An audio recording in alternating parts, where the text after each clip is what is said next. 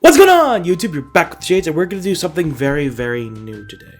Now, as like some of you may know, I keep calling myself a writer, and I do write things. I've written many short stories, I've written a few poems, but this year I wrote a 69-page manuscript. It's about 70, I'm pretty sure I'm going to add more to it, but unfortunately, I could never find time or inspiration to do it.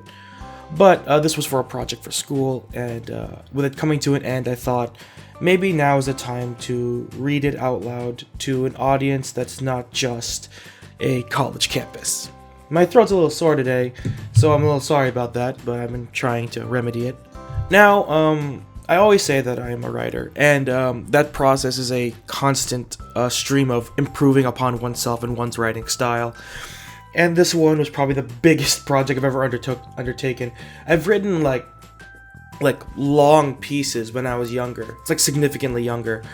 But looking back on those pieces, they were utter trash. And like looking at I had good prospects. I had good ideas, but my execution was entirely awful.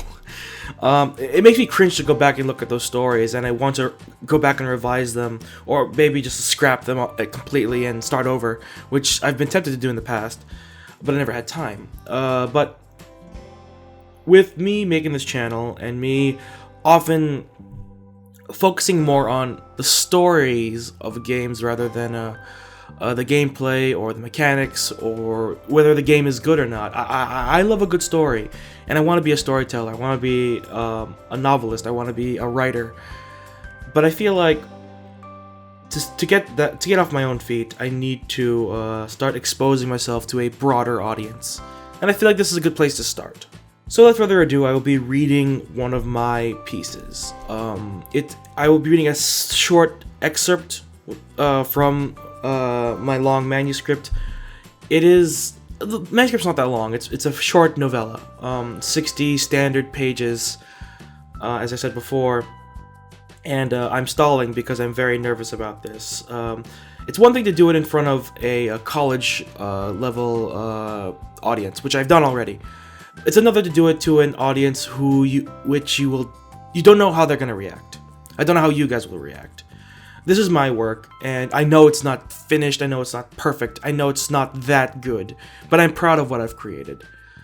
I'm just not sure it's ready to go out there yet. But, you know, learning to read your own work and reading your own work is great.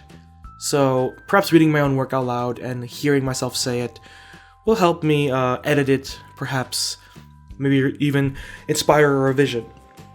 And by the way, those are two different things. For people learning to write out there, revision and editing are two different things. Editing is for grammar and spelling. Revision is for ideas, themes, and events that happen within the story. But enough of me stalling. Let's read this piece, shall we? Now, for the longest time, I'll be looking at my screen. I'm very, very sorry about that. Now, for the longest time, I couldn't title this piece. I don't know why I couldn't title it. Perhaps it was because I'm very bad at names. I'm also very bad at naming characters or splitting my piece up into chapters. But the other day, when I had to read it in front of an audience, I was thinking of title names.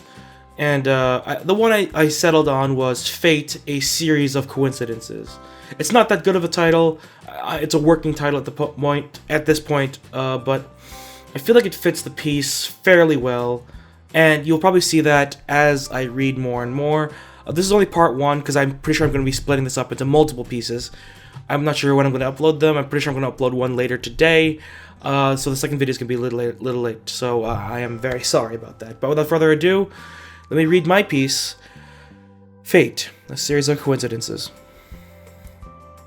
I call this one Section 1, but it's funny because when I was writing it, I put Section 1, parentheses, for I have no better name.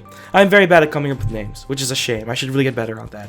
But let me just start reading. Liz sat on a cheap padded seat while the rumble of the train roared above the music that was supposed to be playing in her ears.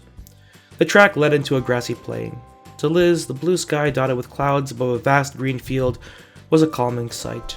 It was still the beginning of September, and fall hadn't even started yet, so the air was still warm enough to enjoy a sunny day. Shame that she was stuck in a train, and upon arrival to her destination, she would then board a bus to the college campus at which she would be staying for the next few months. At least she wasn't alone. Her eyes panned over to the girl sitting across from her, pleasantly passed out. Stacy Dennings, Liz's soon-to-be roommate and her best friend since elementary school, was currently curled up as much as she could in her seat, a mass of black hair covering her face, with her glasses bent at an odd angle. Told her to tie her hair up and use a neck pillow, but did she? Nope, Liz thought as Stacy snorted, twitched and tried to curl up tighter. Whenever I stutter, that's probably just me telling myself to, hey, fix the syntax on that, because God. I also told her to bring a blanket. Liz turned to her own backpack, fished out a blanket, and tossed it on top of Princess REM cycle. As Stacy found more ways to contort her body, Liz decided to refresh herself with the move-in schedule, where the phone opened to an email reminder for new dorming students. Liz was reminding herself of what she needed to do upon arriving. Be there by this time, sign on the dotted line, and the process is done, was what Liz read. At least, that was her interpretation. She had already read the preparatory letters and such, as well as drop off the bulk of her belongings the days prior. Now she just had a suitcase and a backpack to carry during the official move-in day. However, along with her growing excitement came the unrest of being only on trains for the past few hours, as well as the dread and uncertainty of not being able to handle being away from home. Oh well, she thought. I'll do what I can with what I got, or whatever. She continued scrolling on her phone and found that an itinerary was attached to the email, and found herself disappointed.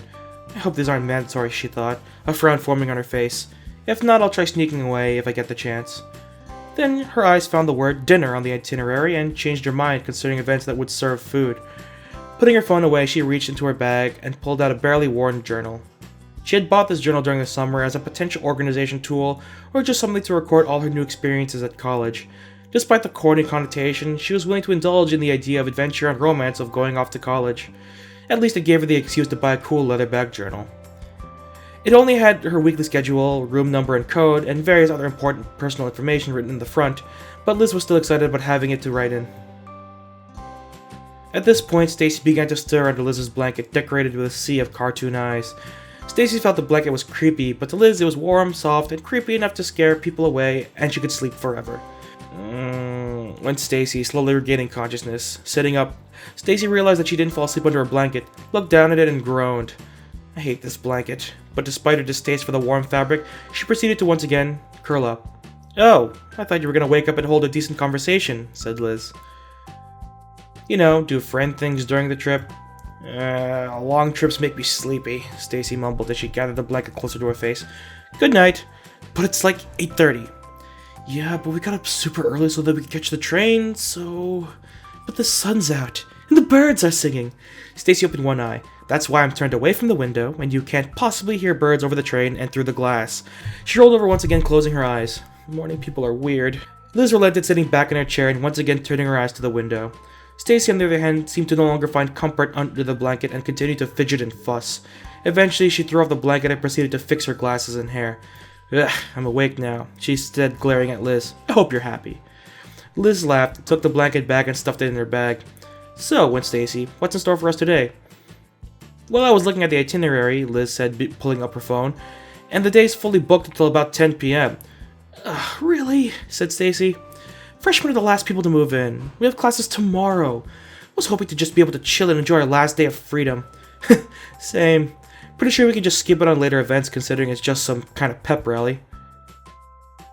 But however will we get into the school spirit, Liz?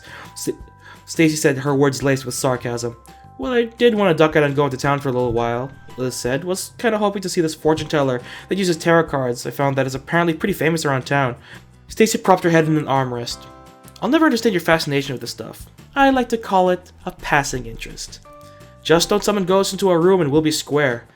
Not really the same thing, but points for knowing how broad the occult is. The pair laughed and continued to chat about nothing in particular. Upon arriving at a stop closest to the campus, they found the college shuttle that would take them the rest of the way. The rest of their afternoon was spent following the itinerary until the pep rally that was happening in the late afternoon, at which there were food, but was also the perfect opportunity for Liz to sneak away. Stacy stayed behind, saying that she would grab her some food and any free paraphernalia that the event was giving out, like a true friend. Liz then went off and found a bus and went to find her fortune teller. Let's take a little break there. As you can see, my syntax is not very great. It's not written to be my speaking voice. The way I wrote this was specifically to cater to a very broad audience. I know it's weird having a male write a female character or characters, but according to my peers, I'm fairly good at it.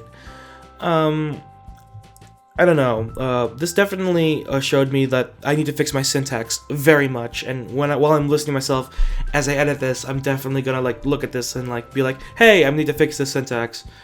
Let's see. That's about 12 minutes.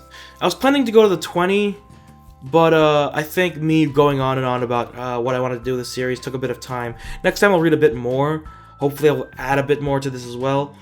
There are some things that I want to add to it because it takes a bit of time for me to like think of something to write, or even just write it plain and simple. But anyway, thank you guys so much for watching. I hope you enjoyed it, because let me just say, reading someone else's work is not nerve-wracking at all. Reading your own is the most nervous shit in the world, because you know there's flaws, you can see the flaws, and like there's a level of confidence you need to read it out loud to a broad audience, or to an audience that's unfamiliar. I'm not the type of person to be like, no, don't read my work, but I'm also the type of person to be like, oh god, I know I need to improve it, but what do you think? There are some people out there that believe that their work is perfect right from the get-go, which is wrong in every sense of the word. When writing, especially writing creative stuff, know that it's very hard to find your voice. It's very hard to find the tone, your style. It's very hard to realize that, you know, you're kind of a piece of shit when you start. I've been doing this for a few years, and it's honestly nerve-wracking to look at your old work and be like, oh god, I wrote like that? Oh god, I wrote like that? It's very easy to think that you're very good from the start, but as you could continue writing, you'll realize that you suck. You suck a lot. And you look back at your old work and be like, no, this must never see the light of day. And this is probably the first piece that I've ever written that I'm glad will see the light of day. So thank you guys so much for listening. I hope you enjoyed it. And as always, you are now exiting the Shadyverse. My name is Shades, and I hope you've enjoyed your day in the shade. See you guys next time. Bye.